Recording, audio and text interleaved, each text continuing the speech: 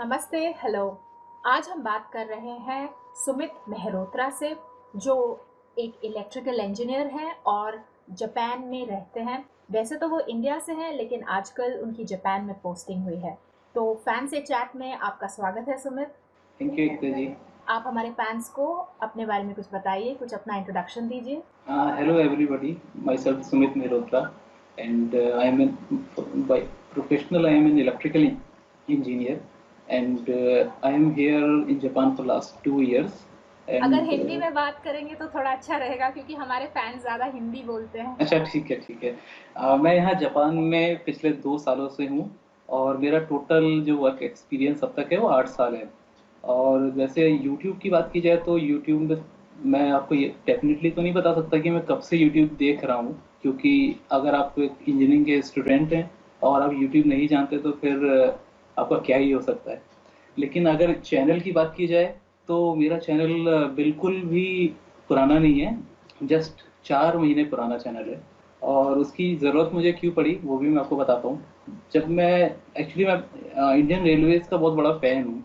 मुझे बचपन से ही ट्रेन में ट्रैवल करना और इंजन्स के हॉर्न की आवाज़ सुनना, और अगर आप मेरे पास एसी का भी टिकट है लेकिन डोर पे खड़े होके उसकी हवा खाना, ऐसी कुछ चीज़ें मुझे बहुत पसंद थी।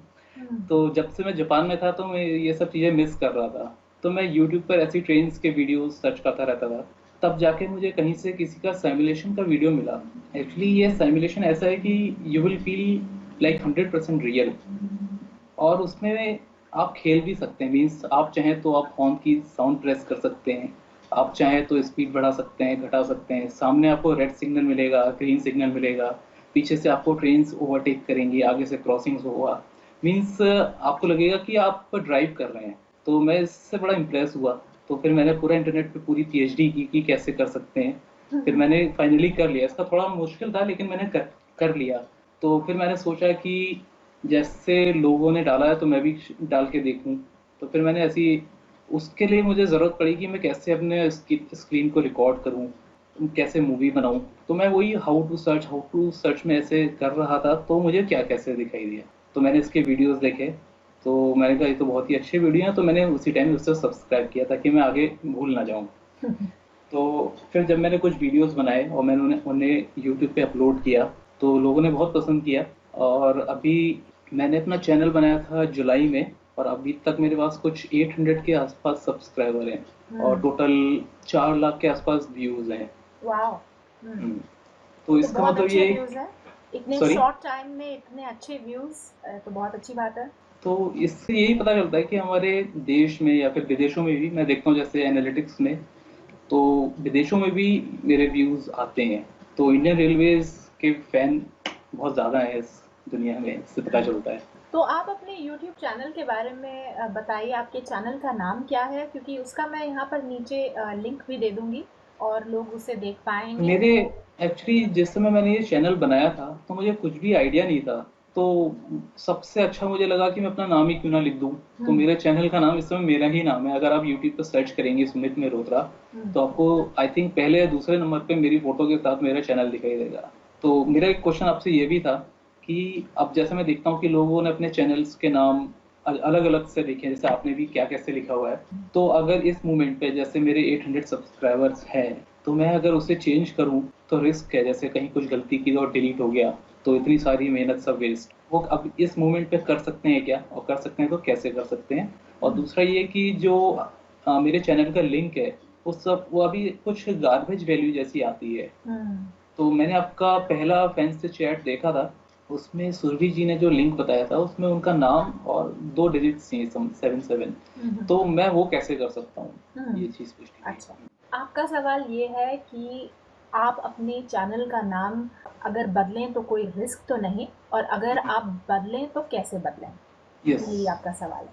तो सबसे पहली बात, आप अपने चैनल का नाम बदल सकते हैं, हाँ, क्योंकि आपके 500 से ज़्यादा सब्सक्राइबर हो चुके हैं। जब शुरू-शुरू में आप चैनल बनाते हैं तो उस समय जो आपने नाम चुना था वही रहता है। लेकिन जब आपके 500 सब्सक्राइबर्स क्रॉस हो जाते हैं तो आपके पास ये फैसिलिटी होती है कि आप अपने चैनल का नाम बदल सकते हैं। इस टॉपिक पर मैंने एक वीडियो भी बनाया है, आप चाहें तो आप वो देख सकते हैं। ठीक है, मैं अब देखता हूँ। कुछ टिप्स आपके लिए अगर आप अपने चैनल का नाम बदल रहे हैं तो।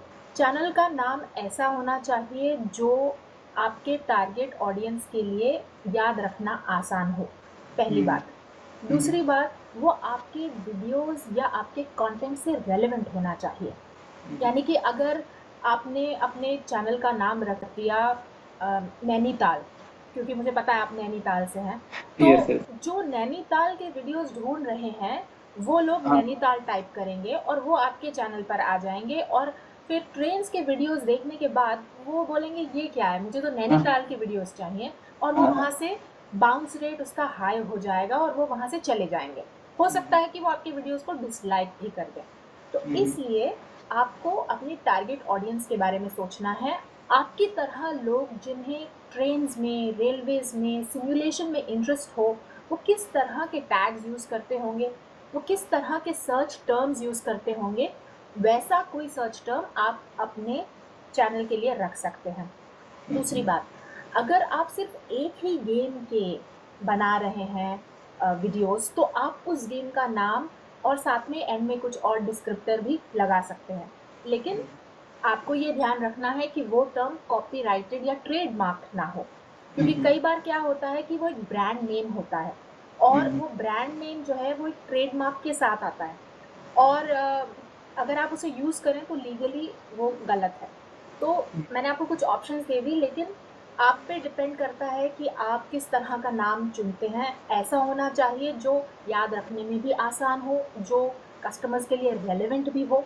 गलती से कोई आ गया, मान लीजिए उसने आपका चैनल देख लिया और फिर उसने बंद कर दिया। दिन में हम कितने सारे वीडियोस देखते हैं, 10, 20, 50, तो उसको याद रहना चाहिए कि ये क्या नाम था, उसका हम्म, रिकॉल होना चाहिए।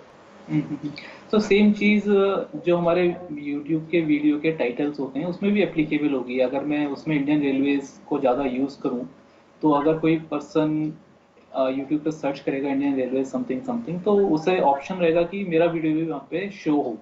तो मेरा आपसे दूसरा क्वेश्चन यही था कि अगर जैसे अपने चैनल को प्रमोट करना है या ब्रांडिंग करनी है, तो उसका एक ये तरीका भी हो सकता है ना कि मैं अगर अपने वीडियो का जो कैप्शन है वो कुछ ऐसा रखूं कि लोगों को फर्स्ट सर्च में आए। अभी जैसे मैं आपको बताता हूँ, मैंने कल एक टेलगो ट्रेन पर एक वीडियो बनाया। हम्म। अभी आपको या सबको पता होगा जैसे कि टेलुगु एक्सप्रेस का ट्रायल हमारे कंट्री में हुआ, तो मैं उतना लकी नहीं था कि मैंने उसे देखा, या तो मैंने सोचा कि क्यों ना उस पर एक वीडियो बनाया जाए। मैंने कल उसको अपलोड किया और अभी तक उसे 2000 व्यूज भी आ गए। अच्छा। हाँ, तो मैंने उसका नाम रखा टेलुगु एक्सप्रेस इन, जो मेरे गेम का सिमुलेशन का नाम है वो रखा। तो यही जब मैं नाम रख रहा था तो मुझे ये चीज़ आई कि क्यों ना मैं कुछ ऐसे नाम रखूं जो लोग सर्च करते टाइम डालें तो उन्हें सबसे ऊपर मेरा वीडियो ही दिखे। इसके अलावा भी कोई दूसरी ट्रिक हो सकती है क्या कि जिसमें सजेस्टेड वीडियोस में मेरे वीडियोस दिखें? देखिए, यहाँ पर जो आपकी ट्रेन ऑफ थॉट है वो अच्छी है। आप ये हम्म, सोच रहे हैं कि कस्टमर कौन से टर्म्स डाल रहे होंगे, कौन से हम्म, टर्म्स सर्च कर रहे होंगे, और आप वैसे टर्म्स अपने टाइटल में, डिस्क्रिप्शन में यूज़ करना चाहते हैं, ये अच्छी बात है। लेकिन अगर आप इंडियन रेलवेज़ को एज़ अ जेनेरिक फ्रेज़ लें, तो इंडियन रेलवेज़ के लिए बहुत सारी सर्चेज़ आती हैं। ऐसे लोग हैं जो इंडियन रेलवेज़ में अपना अकाउंट बनाना चाहते हैं। ऐसे लोग हैं हम्म, जो इंडियन रेलवेज में टिकट बुक करना चाहते हैं, तत्काल टिकट बुक करना चाहते हैं, टिकट कैंसिल करना चाहते हैं, ट्रेन की स्टेटस देखना चाहते हैं, या पता हम्म, करना चाहते हैं कि ट्रेन का पीएनआर या रिजर्वेशन कैसे कैंसिल करें, वेट लिस्ट में है तो उसको कंफर्म कैसे करें। अलग अलग तरह की सर्चेज होंगी। अगर आप सिर्फ इंडियन रेलवेज डालेंगे तो हो सकता है कि आपको वो वाला ट्रैफिक भी मिले जो कि आपके चैनल के लिए रेलेवेंट ना हो। तो आपको स्पेसिफिक आइटम्स या स्पेसिफिक वर्ड्स रखने होंगे जो आपके लिए रेलेवेंट है, कि इंडियन रेलवे सिमुलेशन आपके लिए एग्जैक्ट मैच है। लेकिन हम्म, अगर आप सिर्फ इंडियन रेलवेज डालते हैं तो हो सकता है कि आपको व्यूज तो मिल जाए, क्योंकि कोई भूला भटका आ गया, लेकिन फिर वो ना तो आपके वीडियोस को देखेगा, ना उन्हें लाइक करेगा, और ना ही आपके वीडियो से आपको कोई पैसे मिलेंगे, क्योंकि वो वीडियो पूरा देखेगा ही नहीं। तो इसलिए वो, it's just junk traffic. Okay. I mean, I won't say junk traffic, but वो जो ट्रैफिक है वो आपके लिए रेलेवेंट नहीं है। ओके ओके, ठीक है, समझा मैं। प्लस तो आपके पास नीचे डिस्क्रिप्शन के नीचे आपके पास टैग्स की ऑप्शन होती है। हाँ हाँ तो हाँ। आप टैग्स में अलग अलग चीज़ें डालकर एक्सपेरिमेंट कर सकते हैं। अभी तक मैंने एक भी वीडियो में ऐसा कुछ भी डाला नहीं, क्योंकि मुझे हाँ पता ही नहीं था। हाँ, तो टैग्स में आप वहाँ पर जा कर के कुछ ऐसी टर्म्स डाल सकते हैं जो आपके लिए आपको लगता है कि रेलेवेंट होंगी। तो आप 2 या 3 टर्म्स डाल दीजिए, अपने चैनल का नाम डाल दीजिए। इस तरह से 4-5 टर्म्स से शुरू करिए और उसको एक्सपेरिमेंट करते जाइए। फिर थोड़े दिन के बाद आप चेंज कर सकते हैं और देख सकते हैं कि कौन से टैग से आपके वीडियोस के व्यूज़ बढ़ रहे हैं और कौन से टैग से आपके वीडियोस के व्यूज़ घट रहे हैं। तो टैग मीन्स क्या हुआ एक्चुअली? Tag detail. टैग क्या होता है कि जैसे इंटरनेट पर कोई भी अगर इमेज हो या ये बेसिकली सर्च इंजन ऑप्टिमाइजेशन के लिए यूज़ होती है टर्म। तो लोग इमेज को टैग करते हैं, वीडियो को टैग करते हैं, क्योंकि जो सर्च इंजन्स होते हैं वो टेक्स्ट बेस्ड होती हैं। वो जा करके इंटरनेट पर टेक्स्ट क्रॉल करते हैं। अगर वो वीडियो या इमेज के पास आते हैं तो उनको समझ नहीं आता कि ये क्या है, क्योंकि ये सारे क्रॉलर्स जो गूगल के हैं या याहू या बिंग के, ये टेक्स्ट बेस्ड होते हैं। जब वो इमेज के पास आया तो अगर आप टैग नहीं करेंगे या आप उस क्रॉलर को नहीं बताएंगे कि ये डिस्क्रिप्शन में कि भी किस चीज़ के बारे में इमेज है, तो वो समझ नहीं पाएगा। इसलिए अगर आप चाहते हैं कि आपकी जो चीज़ है, चाहे वो इमेज हो चाहे वो वीडियो हो, वो सर्च रैंकिंग्स में ऊपर आए, तो आपको अच्छी टैगिंग करनी पड़ेगी। क्योंकि अगर उसे समझ ही नहीं आएगा कि वो क्या है, तो जब कोई कस्टमर या आपकी ऑडियंस के जो लोग हैं वो ढूंढ रहे होंगे और वो एग्जैक्ट वही टर्म डालेंगे, तो आपका जो वीडियो है वो ऊपर नहीं आएगा रिजल्ट में। अच्छा अच्छा। इसलिए tagging is very important. Very good. Tagging search engine optimization या एसईओ के लिए बहुत ज़रूरी बन जाती है। मुझे कई लोग पूछते हैं कि अरे मैंने वीडियो तो डाल दिया, लेकिन वो जब मैं खुद भी सर्च करता हूँ तो वो सर्च रैंकिंग में आता नहीं। इसका मतलब आपने उसको ठीक से ऑप्टिमाइज नहीं किया, आपने ऑप्टिमाइज नहीं ठीक किया। से टाइटल नहीं डाला, आपने ठीक से डिस्क्रिप्शन में वही कीवर्ड्स नहीं डाले, आपने वही कीवर्ड्स अपनी टैगिंग में नहीं डाले।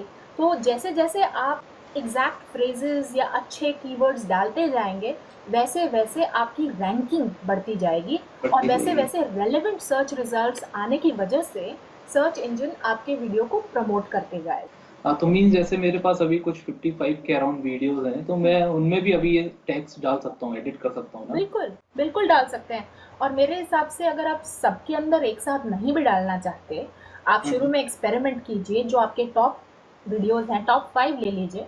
आप उसके अंदर थोड़ा बहुत एक्सपेरिमेंट कर लीजिए 1-2 हफ्ते के लिए और देखिए कौन से टैग्स चलते हैं। तो आप वो वाले टैग्स बाकी फिर सारे वीडियोज़ में डाल दीजिए, क्योंकि एक ही समय पर 55 वीडियोज़ के साथ एक्सपेरिमेंट करना बहुत मुश्किल है। So right. Start with a small sample and जो काम करता है वो फिर सारे वीडियोस में डाल दीजिए, लेकिन हर वीडियो अलग भी होगा। कुछ टैग्स कॉमन होंगे, जैसे कि आपके चैनल का नाम हुआ या फिर जेनेरिक कैटेगरी हुई कि भाई ट्रेन सिमुलेशन या ट्रेन सिमुलेशन गेम। तो वो जो है जेनेरिक सारे के सारे वीडियोस में डालिए, लेकिन हर वीडियो में अपनी अलग एक खास चीज़ होगी, उसमें अलग खास कंटेंट होगा, तो आपको वो भी डालना है। क्योंकि अगर कोई Delhi to Kanpur train simulation ढूंढ रहा है तो उसे वही वाला वीडियो मिलना चाहिए, तो आपको खास वो वाला भी डालना पड़ेगा। ठीक है, समझ गया। हम्म। नेक्स्ट क्वेश्चन मेरा है, हाँ कुछ साउंड ट्रैक्स जो हम वीडियोस में यूज़ करते हैं, तो सारे के सारे फ्री नहीं होते हैं। जी। तो मैंने किसी वेबसाइट में देखा था, तो उन्होंने बोला था कि you can use our video, लेकिन आपको लास्ट में हमें क्रेडिट देना होगा। हम्म। तो यूट्यूब में भी ऐसा मैंने सुना था कि कुछ ऑप्शंस हैं साउंड ट्रैक्स फ्री वाले, वो हम्म। कैसे ढूंढ सकते हैं? आपका जो सवाल है वो ऑडियो ट्रैक्स के बारे में है और म्यूज़िक के बारे में है। देखिए क्या होता है कि जो भी म्यूज़िक बनाता है, कॉपीराइट उसे बिलॉन्ग करता है। फॉर एग्ज़ाम्पल अगर आप कोई मूवी का ट्रैक ले लीजिए, कई लोग ऐसा करते हैं कि वो मूवी के ट्रैक को या म्यूज़िकल ट्रैक को अपने वीडियो के साथ बिना सोचे समझे डाल देते हैं। ये गलत है, इससे आपको बाद में परेशानी हो सकती है। इसी वजह से बहुत सारी ऐसी साइट्स बन गई हैं जहाँ पर आप फ्री या यूँ कहें कि रॉयल्टी फ्री म्यूज़िक ले सकते हैं। आपने मेरे जो म्यूज़िक ट्रैक्स देखे होंगे या सुने होंगे, मेरे वीडियोस में कई में होते हैं। फैन से चैट में मैं म्यूज़िक ट्रैक नहीं डालती, लेकिन काफ़ी सारे वीडियोस में मेरा म्यूज़िक ट्रैक होता है। वो मैंने एक साइट से लिया है, जो है incomtech.com, और वो एक केविन मैक्लियोड करके हैं, उन्होंने शुरू की है और उन्होंने बहुत सारे वहाँ पर ट्रैक्स लोगों के लिए फ्री डाल दिए हैं। तो आप वहाँ से डाउनलोड कर सकते हैं। इजी लेमन, डिलिबरेट थॉट, इस तरह से मैं बहुत सारे ट्रैक्स वहाँ से यूज़ करती रहती हूँ। लेकिन हर ट्रैक के आगे लिखा होता है कि इसकी टर्म्स ऑफ यूज़ क्या है, यानी कि आप इसे कैसे इस्तेमाल कर सकते हैं। तो कई बार मैं वहाँ पर देखती हूँ तो मुझे दिखाई देता है, लिखा होता है CC एट्रीब्यूशन, यानी कि वो क्रिएटिव कॉमन्स का लाइसेंस है, लेकिन आपको उन्हें एट्रीब्यूट करना पड़ेगा, आपको उन्हें क्रेडिट देना पड़ेगा। तो डिस्क्रिप्शन में या अपने वीडियो में कहीं पर आपको मेंशन करना पड़ेगा कि ये वाला जो साउंड ट्रैक है, ये मैंने इस वेबसाइट से लिया है और ये रहा इसका लिंक। तो आप मेरे वीडियोस के जो लास्ट 10-20 सेकंड्स होंगे ना, वहाँ पर अगर आप ध्यान देंगे तो वहाँ पर मैं हमेशा पीछे लिखती हूँ वॉइस और म्यूज़िक। वॉइस में मेरा नाम होता है और म्यूज़िक में मैं हमेशा लिंक देती हूँ। वहाँ पर उन्होंने एग्जैक्ट दिया हुआ है कि आपको क्या चिपकाना है वीडियो के अंदर, तो बस आप उसे सिलेक्ट करके कॉपी करके और पेस्ट कर दीजिए अपने वीडियो के अंदर, या अपने डिस्क्रिप्शन में भी आप कर सकते हैं, जिससे कि आप उन्हें एट्रीब्यूट कर दें ये वीडियो, या आप उन्हें क्रेडिट दे सकें। ऐसे आपको बहुत सारी बहुत साइट्स सारे मिल इंटरनेट पर जाएंगे। मिल जाएंगी। आप गूगल पे डालिए रॉयल्टी फ्री म्यूजिक, तो आपको बहुत सारी मिल जाएंगी। आप उनमें से कोई भी ले लीजिए और वहाँ पर हजारों ट्रैक्स पड़े होते हैं, लेकिन ट्रैक को इस्तेमाल करने से पहले उसका टर्म्स ऑफ यूज पढ़ लीजिए कि वो किस तरह का लाइसेंस है। कई लोग ऐसे होते हैं जो बोलते हैं कि मुझे कोई क्रेडिट नहीं चाहिए, आप यूज कर लो, डाउनलोड कर लो, नो प्रॉब्लम। तो उसमें फिर आपको क्रेडिट देने की जरूरत नहीं है। लेकिन अगर जो उसका क्रिएटर है या जिसने उसको कंपोज किया है, उसने कहा है कि आप मुझे क्रेडिट दीजिए और आप नहीं देते, तो बाद में जब आप यूट्यूब में वो वीडियो डालते हैं, तो हो सकता है कि उसका कंटेंट मैच हो जाए, और हो सकता है कि बाद में आपसे वो पूछें कि ये आपने कंटेंट कहाँ से लिया, आपको कुछ सवाल आ सकते हैं। तो इसलिए बेहतर यही है कि आप रूल्स को फॉलो कीजिए और उसे अच्छे से यूज़ कीजिए। तो फिर यूट्यूब में ही आपके पास एक फैसिलिटी है जहाँ पर कि आपको यूट्यूब ने बहुत सारे साउंड इफ़ेक्ट्स और बहुत सारी रॉयल्टी फ्री म्यूज़िक दिया हुआ है। बहुत सारे म्यूज़िक ट्रैक्स हैं तो अगर आपको मोनेटाइज़ करना है, आप चाहते हैं कि आप अपने वीडियो से पैसे बनाएँ, तो बेहतर यही होगा कि आप एकदम लॉ को टू द टी फॉलो कीजिए। बिल्कुल सही तरीके से इसे फॉलो कीजिए, क्योंकि कल को आपकी सारी मेहनत बर्बाद ना हो जाए। हो सकता है आपका सही बात। चैनल बंद हो जाए, या हो सकता है कि आपको कॉपीराइट स्ट्राइक मिल जाए, और फिर कॉपीराइट स्ट्राइक में कभी-कभी मोनेटाइजेशन भी बंद कर देते हैं। तो इसलिए आपको कल को नुकसान हो सकता है अगर आप ये सारी टर्म्स ऑफ यूज़ और उनकी कंडीशंस को फॉलो नहीं। मैम मेरा अगला क्वेश्चन था एडसेंस को लेकर ही। एडसेंस कितने दिनों बाद अपने आप को रिफ्रेश करता है? जैसे अभी जो एडसेंस में जो मनी अमाउंट दिखा रहा है वो मेरे यूट्यूब से काफ़ी कम है, बहुत ज़्यादा कम है। तो ये कितने टाइम बाद ऑटोमेटिक रिफ्रेश होगा और दोनों इक्वल हो जाएंगे? यूट्यूब के जो एनालिटिक्स है उसमें टिपिकली 2 से 3 दिन का लैग होता है। तो आपको अपने व्यूज़ और मिनट्स वॉच्ड, अर्निंग्स जो हैं, वो 2-3 दिन के बाद लगभग दिखती हैं। लेकिन वो जो अर्निंग्स होती हैं वो फाइनल अर्निंग्स नहीं होती, वो एस्टिमेटेड अर्निंग्स होती हैं। जब महीना ख़त्म होता है तो उसके बाद आपकी एक्चुअल अर्निंग डिसाइड की जाती है। और अब जैसे कि अब नवंबर चल रहा है, आज की डेट है 27, तो एंड ऑफ द मंथ, या यूँ कह लीजिए कि first of the next month में ये लोग कैलकुलेट करना शुरू कर देते हैं कि आपकी एक्चुअल अर्निंग कितनी है। और बिलिंग साइकिल जो होती है वो 21 या 22 ऑफ द नेक्स्ट मंथ होती है, यानी कि 21 या 22 दिसंबर को आपको आपकी फाइनल अर्निंग बता दी जाती है। और अगर वो $100 से ज़्यादा हुई तो आपको वो वाले पैसे आपके अकाउंट में भेज दिए जाते हैं। तो यूट्यूब का तो ये है। एडसेंस में क्या है कि लोग यूट्यूब के अलावा और भी बहुत सारी चीज़ें एडसेंस के साथ जोड़ सकते हैं, जैसे कि वेबसाइट, ब्लॉग वगैरह वगैरह। तो एडसेंस में जो लैग होता है वो ज़रूरी नहीं है कि वो यूट्यूब के जैसा ही लैग हो सकता है कि कभी-कभी एडसेंस में काफ़ी दिन तक रिपोर्ट रिफ्रेश ना हो। ये कह पाना मुश्किल है कि वो कितने दिन के बाद होगी, क्योंकि ये एक ऑटोमेटेड सिस्टम है और कभी-कभी ये बहुत फ्रीक्वेंटली रिफ्रेश होता है, कभी-कभी इसमें टाइम लग जाता है। लेकिन जब आपकी अर्निंग और आप अपनी एडसेंस की पेमेंट की सेटिंग्स में जाएंगे, यानी कि अगले महीने की 22 तारीख के आसपास, तो एडसेंस और यूट्यूब में जो आपकी अर्निंग होगी, वो जो यूट्यूब से अर्निंग है वो एग्जैक्टली सेम करेगी, क्योंकि उन्होंने आपको यूट्यूब की अर्निंग का पैसा दिया। आई थिंक आपके पास कोई वेबसाइट या ब्लॉग नहीं है जहाँ पर आपने नहीं। एडसेंस डाला है, राइट? हाँ, नहीं तो नहीं। इट शुड एग्जैक्टली मैच, वो बिल्कुल सेम होगा। और फिर उसके बाद आपका बैलेंस शो होगा। फिर आपको बोला जाएगा कि आप अपना बैंक अकाउंट जोड़िए, आपको एक ईमेल आएगी, आपको बोला जाएगा कि आप इलेक्ट्रॉनिकली अपना बैंक अकाउंट जोड़िए, और फिर वो एक टेस्ट अमाउंट भेजेंगे। वो टेस्ट अमाउंट एक छोटा सा अमाउंट होता है, और वो चेक करना चाहते हैं कि भाई ये बैंक अकाउंट ठीक से जुड़ गया है कि नहीं, क्योंकि आपको स्विफ्ट कोड डालना होता है और बैंक अकाउंट नंबर डालना होता है, और ऐसे सेटअप करें। शुरू शुरू में मैंने भी काफ़ी इसमें गलती करी, 2-3 बार मुझे टेस्ट पेमेंट आई और उन्होंने मेरे पैसे भी काट लिए, क्योंकि जब आप गलत जोड़ते हैं और वो पेमेंट अनसक्सेसफुल होती है, तो फिर वो आपके पता नहीं $5 या कुछ काट लेते हैं। लेकिन मुझे समझ नहीं आ रहा था कि मैं गलत क्या कर रही हूँ, क्योंकि उसमें पहले कुछ डिजिट्स होते हैं जो कि ब्रांच का कोड होता है, फिर बैंक का कोड होता है, फिर ऐसे कुछ सीक्वेंस होती है, कि आई थिंक पहले होता है बैंक का कोड, फिर होता है ब्रांच का कोड, और फिर होता है अकाउंट नंबर। तो मुझे पता नहीं था कि मेरा ब्रांच का कोड कौन सा है। फिर मैंने जा कर के ऑनलाइन सर्च किया कि मेरे बैंक का जो ब्रांच है उसका कोड क्या है। लकीली मैं सिंगापुर में हूँ, तो ऐसी साइट्स हैं जहाँ पर ये सारे के सारे स्विफ्ट कोड्स दिए हुए हैं, लेकिन मुझे पता नहीं कि इंडिया के लिए या और कंट्रीज के लिए ऐसी कोई वेबसाइट्स है कि नहीं। तो बेस्ट मीन्स यही होगा कि आप अपने बैंक से पूछ लें कि भाई हमारा स्विफ्ट कोड क्या है। वहाँ पर उनको आपको एग्जैक्ट इंस्ट्रक्शंस दिए होंगे, क्योंकि हर कंट्री का अलग बैंकिंग सिस्टम होता है। मुझे पता नहीं जापान में क्या है, और या आपने इंडिया में पैसे लेने हैं या जापान में लेने हैं, उस पर भी इंडिया डिपेंड करता है। हाँ, तो फिर आप इंडिया का अपना जो पूरा वो सीक्वेंस है वो ठीक से डालिए। नहीं तो गेम तो हम अपलोड कर सकते हैं, क्योंकि गेम नहीं, एक डीवीडी में मिलता है, उसे कोई भी खरीद सकता है बाहर बाजार से, और उसे अपने घर पे यूज कर सकता है। यूज करना अलग होता है, लेकिन आप यहाँ पर उसे कमर्शियली यूज कर रहे हैं और आप उससे पैसे कमा रहे हैं। हम्म, क्वेश्चन सबसे पहला ये होना चाहिए कि क्या मैं गेम के वीडियो बना भी सकता हूँ, और क्या मैं गेम के वीडियो यूट्यूब पर अपलोड भी कर सकता हूँ, क्योंकि ये एक बहुत बड़ा ट्रैप है लेकिन गेमर्स के लिए। जैसे मैंने यूट्यूब पे देखा है, thousands of videos are available on this yes, game, on this yes, recording.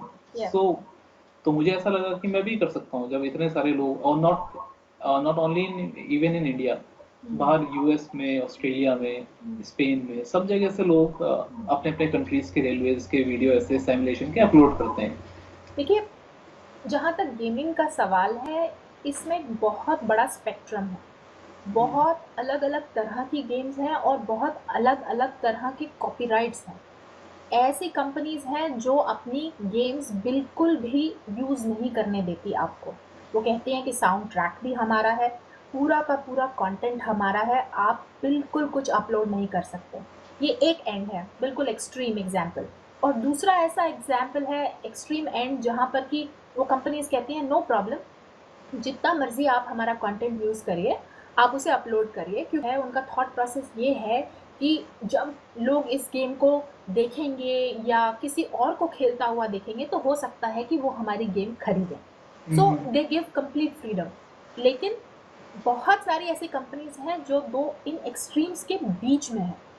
तो कई ऐसे लोग हैं जो बोलते हैं कि आप साउंड ट्रैक नहीं यूज कर सकते, आप सिर्फ विजुअल यूज कर सकते हैं। और दूसरे ऐसे भी लोग हैं जो बोलते हैं कि ठीक है, आप यूज़ कर सकते हैं, लेकिन आपको किसी एमसीएन के थ्रू जाना पड़ेगा, किसी मल्टी चैनल नेटवर्क के थ्रू। तो ऐसे लोग जो कि न्यूबीज होते हैं या नौसिखे होते हैं यूट्यूब पर, कभी कभी वो आते हैं और वो सोचते हैं कि अरे ये तो मेरी फेवरेट गेम है, मैं तो रोज़ खेलता हूँ, तो और मैं मेरे पास डीवीडी भी है, तो चलिए मैं रिकॉर्ड करके इसे यूट्यूब पर डाल देता हूँ, और ठक करके कॉपीराइट क्लेम आ जाता है। उनको पता भी नहीं चलता, वो सोचती है मैंने क्या गलत किया, इतने सारे तो वीडियोस पड़े हैं, इतने सारे लोग तो डाल रहे हैं, तो फिर मैंने डाला तो मुझे क्यों कॉपीराइट क्लेम आया, मैंने ऐसा गलत क्या किया। उनको समझ नहीं आता, क्योंकि टिपिकली ये लोग कॉपीराइट के टर्म्स ऑफ यूज पढ़ते नहीं। आपको उस वेबसाइट पर जाकर के खोजना है कि एक्चुअली वो कॉपीराइट क्या है, उस कंपनी ने स्पेसिफिकली आपको किस तरह का लाइसेंस दिया है। आपको ये देखना पड़ेगा, क्योंकि हर कंपनी के अलग टर्म्स ऑफ यूज़ होते हैं। माइक्रोसॉफ्ट का अलग है, एक्टिविजन ब्लिज़र्ड का अलग है, इलेक्ट्रॉनिक आर्ट्स का अलग है, ऐसे ही सोनी का अलग है। कोई ज़रूरी नहीं कि उन सब के लाइसेंसेस या सारी गेम्स के लाइसेंसेस भी एक जैसे हों। तो इसलिए आपको उनकी वेबसाइट पर जा कर के देखना होगा, पहली बात। और दूसरी बात, अगर आप क्लियर नहीं हैं, लेट्स से आपको इन्फॉर्मेशन वहाँ पर नहीं मिली, तो वहाँ पर उन्होंने अपना ईमेल एड्रेस दिया हुआ होता है, उनके पास पूरी टीम्स होती हैं लॉयर्स की या पीआर वाले लोग होते हैं, तो आप उन्हें लिख सकते हैं और आप उनसे पूछ सकते हैं कि क्या ये मैं अपने यूट्यूब चैनल पर अपलोड कर सकता हूँ, और दूसरी बात मोर इम्पॉर्टेंटली कि क्या मैं इस कंटेंट को मोनेटाइज कर सकता हूँ। कॉमर्शियल तो यूज कह सकते हैं उसे मोनेटाइज करने को। हाँ, उन्हें पता होता है, क्योंकि उनके पास ऐसी रिक्वेस्ट बहुत सारी आती हैं। तो उनके हम्म, पास लोग होते हैं जो ये क्वेश्चंस के लिए इक्विप्ड भी होते हैं और वो रेडी होते हैं। ठीक है?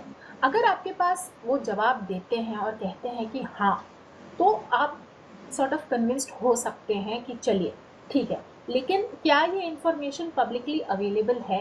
क्या उन्होंने अपनी वेबसाइट पर ये इन्फॉर्मेशन दी है या नहीं? क्या उन्होंने आपको कोई लेटर दिया है विद अ सिग्नेचर कंपनी के लेटर हेड पे? तो बात बनती है। क्योंकि अगर किसी ने आपको ईमेल भेज दी कि हाँ, आप यूज़ कर सकते हैं, आपको कैसे पता? कल को वो एम्प्लॉयी चला गया कंपनी छोड़कर, या वो किसी और डिपार्टमेंट में चले गया और आपके पास कॉपीराइट स्ट्राइक आ गया, तो आप क्या करेंगे? तो मैंने ऐसे बहुत सारे कॉपीराइट के ऊपर वीडियोस देखे हैं जिसमें कि लोग बताते हैं कि ये एक बहुत ही ट्रिकी टॉपिक है। इसमें क्योंकि जो लीगल लैंग्वेज वो लोग यूज़ करते हैं वो बहुत ही कंफ्यूजिंग होती है। वो आम लोगों को समझ नहीं आती कि ये इसका मतलब क्या है, ये कर सकते हैं या नहीं कर सकते, और वो जनरली बहुत वेग होते हैं। तो आपको स्पेसिफिकली उनसे पूछना पड़ता है कि भाई, ये हम यूज़ कर सकते हैं या नहीं, हाँ या ना? हम इससे पैसे कमा सकते हैं या नहीं, हाँ या ना? आपको बहुत स्पेसिफिकली उनसे क्वेश्चंस पूछने पड़ते हैं। फिर एक और बात ये भी है इसमें कि होता क्या है कि कई बार यूट्यूबर्स ऐसा करते हैं कि उनकी जो फेवरेट गेम्स होती हैं उन्हें वो खेल करके और डाल देते हैं। बस खेला और डाला और मोनेटाइज नहीं करते। वो अपनी फॉलोइंग बढ़ाते हैं। ये एक स्ट्रैटेजी है कुछ यूट्यूबर्स की। वो कंपनी से जाकर परमिशन नहीं मांगते हैं। वो जाकर के सबसे पहले अपने फॉलोअर्स बढ़ाते हैं। फिर जब उनके फॉलोअर्स बहुत ज़्यादा हो जाते हैं, तो उसके बाद वो किसी एमसीएन को ज्वाइन कर लेते हैं। अब गेमिंग के काफ़ी सारे एमसीएन्स हैं जो स्पेशलाइज करते हैं गेमिंग चैनल्स में, मल्टी चैनल नेटवर्क्स हैं, जैसे कि मशीनमा है, जैसे कि वर्ल्ड के टॉप ले लीजिए, टीजीएन है, द गेमिंग नेटवर्क, तो टीजीएन है, इस तरह के नेटवर्क्स हैं। और उन्होंने इन गेम पब्लिशर्स के साथ टाई अप्स किए हुए होते हैं। तो जब आप उस नेटवर्क का पार्ट होते हैं और आपको कोई कॉपीराइट क्लेम आता है, तो फिर वो नेटवर्क वाले आपकी हेल्प करते हैं, वो आपकी सहायता करते हैं, और उसके बाद आपका कॉपीराइट क्लेम सॉर्ट आउट हो जाता है। तो शुरू-शुरू में मोनेटाइज़ मत करिए, और उसके बाद जब चैनल बड़ा हो जाए तो एमसीएन जॉइन करके, और फिर बाद में आपके वीडियोज़ भी मोनेटाइज़ हो जाते हैं और आपका कोई कॉपीराइट का जो इश्यू है वो भी सॉल्व हो जाता है। ऐसा मैंने कुछ यूट्यूबर्स को और कुछ गेमर्स को कहते सुना है। अब ये कितने हद एमसीएन को तक कैसे सही ज्वाइन कर सकते हैं? अ, एमसीएन को एमसीएन को ज्वाइन करने का तरीका तो ये है कि उनकी मिनिमम रिक्वायरमेंट्स होती हैं कि आपके चैनल पर इतने व्यूज़ होने चाहिए या इतने सब्सक्राइबर होने चाहिए। लेकिन जो आजकल लिमिट्स हैं वो काफ़ी लो है।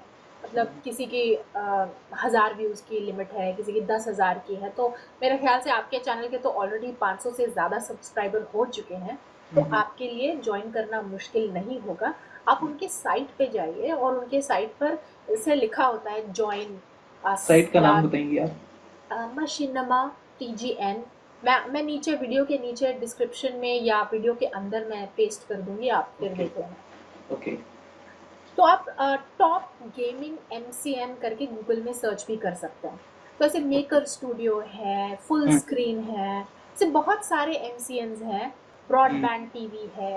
लेकिन अगर आप गेमर हैं तो खास गेमर्स के लिए अलग एमसीएन्स होते हैं, जैसे कि टीजीएन या मशीनमा, आप वो ज्वाइन कर सकते हैं।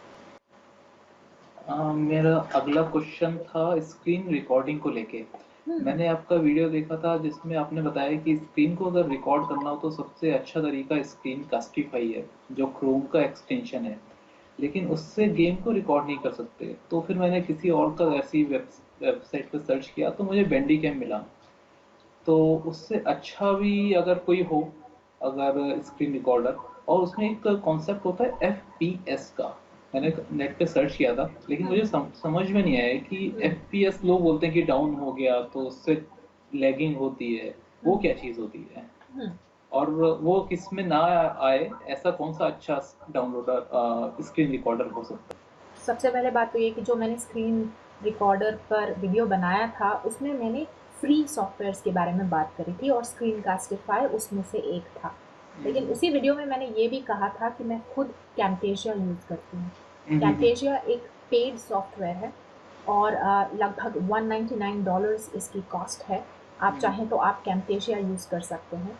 इस तरह से आप गूगल पर सर्च कर लीजिए, आपको मिल जाएगा फ्री स्क्रीन रिकॉर्डिंग सॉफ्टवेयर या बेस्ट स्क्रीन रिकॉर्डिंग सॉफ्टवेयर, आपको बहुत सारी लिस्ट मिल बहुत सारे हैं, जाएगी। राइट। जी, तो आप उसका फ्री ट्रायल ले सकते हैं, कैम्टेशिया का 1 महीने तक यूज़ कर सकते हैं। और कैम स्टूडियो है, कैम स्टूडियो यूजुअली फ्री रहता है, तो आप वो भी यूज़ कर सकते हैं। इसमें आपको बहुत ही अच्छे फीचर्स मिलते हैं। मैं कैम्टेशिया को 4 साल से यूज़ कर रही हूँ और मुझे इससे कोई कंप्लेंट्स नहीं है। बस कंप्लेंट है तो एक, और वो ये कि जब वीडियो बहुत बड़ा होता है या फाइल का साइज़ बहुत बड़ा होता है, तो वो हैंग होता है। और वो इस चीज़ का भी फंक्शन हो सकता है कि मेरे कंप्यूटर में रैम कम है। मैंने हर साल अपने कंप्यूटर को अपग्रेड किया और हर साल मैंने अपनी रैम बढ़ाई है, लेकिन टेक्नोलॉजी ऐसी है कि वो मतलब साल के एंड तक वो फिर हैंग होना शुरू हो जाता है, तो मुझे पता चल जाता है कि अच्छा रैम बढ़ाने का टाइम आ गया है। तो इसलिए अभी फ़िलहाल मेरी जैसे 16 जीबी रैम है। तो अगर आप गेमिंग करते हैं तो आपका कंटेंट जो है वो काफ़ी डायनामिक कंटेंट होता है, उसमें साउंड होता है, उसमें एनिमेशन या वीडियो होती है, तो इसलिए आपकी जो प्रोसेसिंग पावर है आपके कंप्यूटर की वो अच्छी होनी चाहिए। तो ये तो हुई हार्डवेयर की बात।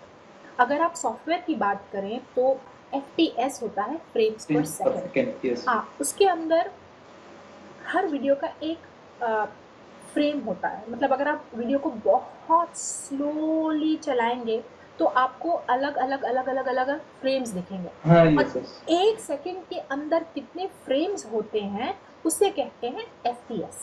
तो अगर आप 1 सेकंड को ले, अगर आपके फ्रेम्स ज़्यादा होंगे तो वीडियो रिच होगा। अगर आपके फ्रेम्स कम होंगे तो आपकी क्वालिटी थोड़ी ख़राब होगी। जनरली 15 से लेकर के 30 तक एक्सेप्टेबल होता है और अच्छा एफपीएस माना जाता है।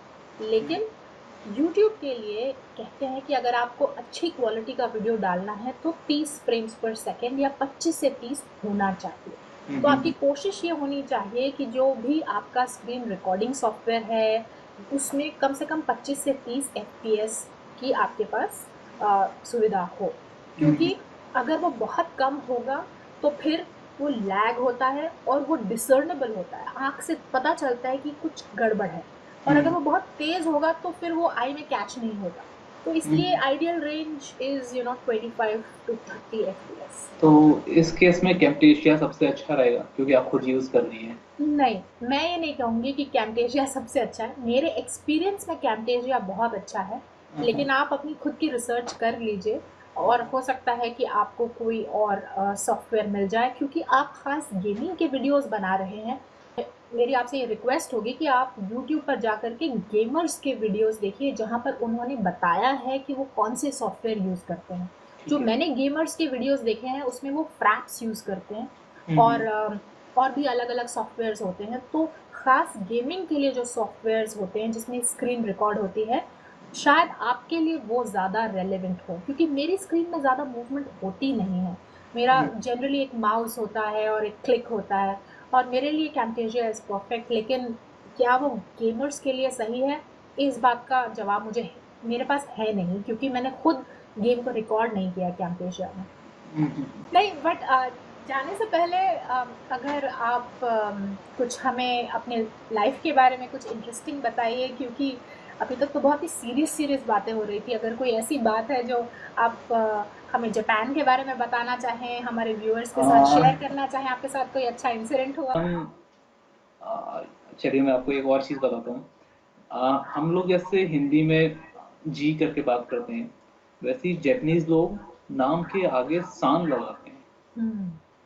तो चाहे वो किसी भी लेवल का बंदा हो, ऑफिस में बहुत ही बड़े लेवल का बंदा हो, छोटे लेवल के बंदे से हमेशा शान करके बात करेगा। तो जितनी रिस्पेक्ट मैंने यहाँ पे देखी, अब जैसे मेरे जो अपार्टमेंट है, मैंने आज तक एक भी दिन ऐसा नहीं गया कि अगर मुझे कोई नीचे लिफ्ट से जाते हुए, या मुझे जो सिर्फ जो जैसे इस अपार्टमेंट में जो लोग रहते हैं कभी आगे मिल जाए, उन्होंने मुझे विश ना किया हो, या गुड मॉर्निंग, गुड इवनिंग। ये चीज़ रियल में हम हिंदुस्तानी लोगों को जापानीज लोगों से सीखनी चाहिए। उन बहुत बस पोलाइट है। बहुत ज़्यादा पोलाइट है। हम्म, कभी मैंने किसी को डांटते भी नहीं देखा, और ना तो यहाँ पे कोई पॉल्यूशन जैसी चीज़ है। तो जैसे हमारे पोल्यूशन नहीं है तो दिल्ली के लोग तो बहुत हैरान हो रहे होंगे कि पोल्यूशन नहीं है, ऐसे कैसे? क्योंकि आप तो दिल्ली से है ना। रहने के लिए, हाँ, यस, दिल्ली एनसीआर से ही हूँ मैं। हम्म, तो बहुत ज़्यादा डिफरेंस था इंडिया हम्म, में और यहाँ पे। अब जैसे हम्म, अभी मैं वापस इंडिया जा रहा हूँ, हम्म, तो स्टार्टिंग का कुछ टाइम तो मुझे एडजस्ट होने में लगेगा। हालांकि हम लोग एडजस्ट तो हो ही जाएंगे, क्योंकि by heart we are Indians, तो अपने देश में जाके एडजस्ट होना कोई इतनी बड़ी बात नहीं है। लेकिन यस, ये चीज़ मैंने यहाँ से देखी, जो हमें वहाँ पे अप्लाई करनी चाहिए, खुद भी हम्म, करनी चाहिए और बाकी लोगों को भी प्रमोट करना चाहिए कि ऐसे करना अच्छी चीज़ है। बिल्कुल बिल्कुल। तो हम्म, अच्छे एक्सपीरियंसेस रहे आपके। बहुत ही अच्छा। मैंने सिर्फ प्रोफेशनल लाइफ में नहीं, पर्सनल लाइफ में भी मैंने यहाँ पे बहुत सारी चीज़ें सीखी इन लोगों से। हम्म, और एक, जैसे एक मैं और अच्छी चीज़ बताऊं जो मैं चाहता हूँ कि और लोगों के साथ भी शेयर करूं। हम जैसे किसी चीज़ में अटकते हैं, कोई प्रॉब्लम आती है, तो हम हिंदुस्तानी लोगों की टेंडेंसी होती है कि हम झट से किसी से पूछ लें और उसका हमें सॉल्यूशन मिल जाए। लेकिन जापानीज लोगों की ये टेंडेंसी होती है कि वो पहले खुद से ट्राई करते हैं, उसमें चाहे वो सक्सीड हो ना हो, वो बात की बात है। वो लेकिन पहले खुद से ट्राई करते हैं, उसके बाद ही अगर कुछ बैड रिजल्ट्स आते हैं या अकॉर्डिंग रिजल्ट्स नहीं आते हैं, तब वो दूसरे से मदद लेते हैं। ये भी मैंने हम्म, बहुत अच्छी चीज़ सीखी इन लोगों से, जो हम हम्म। लोग अपनी लाइफ में लानी चाहिए। I think so too. बहुत ही अच्छी बातें आपने कही। बस जाने से पहले एक आखिरी सवाल, और वो ये कि क्या आपका कोई मैसेज है हमारे क्या कैसे के व्यूअर्स के लिए? कुछ आप शेयर हाँ, करना चाहें उनके साथ? यस, मैसेज है मेरा। आज जब से मैंने क्या कैसे देखा है, जो इसका मोट्टो है, जो इसका थीम है कि देखते रहिए सीखते रहिए, हर वीडियो से मैंने कुछ ना कुछ सीखा ही है। ऐसा आज तक एक भी वीडियो नहीं देखा जैसे स्क्रीन रिकॉर्डिंग हो, या अ, उनके क्वेश्चन एंड आंसर वाले जो वीडियोस होते हैं उसमें भी कुछ ना कुछ सीखने को ही मिलता है। तो जैसे मैंने सीख लिया है, तो आप लोग भी सीख ही सकते हैं। और दूसरा ये, अगर आप चाहें तो मेरा वीडियो भी, अगर आप चाहें तो देख सकते हैं। अगर आप में थोड़ा सा भी इंडियन रेलवेज के प्रति थोड़ा अट्रैक्शन हो, तो आप देख सकते हैं, तो आपको जी अच्छा ज़रूर। लगेगा। जी ज़रूर। आपके चैनल का लिंक और आपके चैनल का नाम मैं यहाँ पर नीचे वीडियो के दे दूँगी, और लोग आपके वीडियोज़ देख सकते हैं। चलिए, आपसे बात करके बहुत अच्छा लगा सुमित। आपके चैनल के लिए बेस्ट ऑफ लक। हम आशा करते हैं कि आपका चैनल बहुत बड़ा बने, और फिर आप कुछ टाइम के बाद हमारे पास हमारे फैन से चैट में दोबारा आएँ और यस, हमें बिल्कुल। बताएँ कि आपके एक्सपीरियंसेस क्या रहे, और एज़ अ एक्सपर्ट गेमर अगर आप अपने कुछ एक्सपीरियंसेस बाद में शेयर करना चाहें हमारे व्यूअर्स के साथ, तो उस टाइम पर हम आपके साथ फिर से रूबरू होंगे। Thank you. Thank you.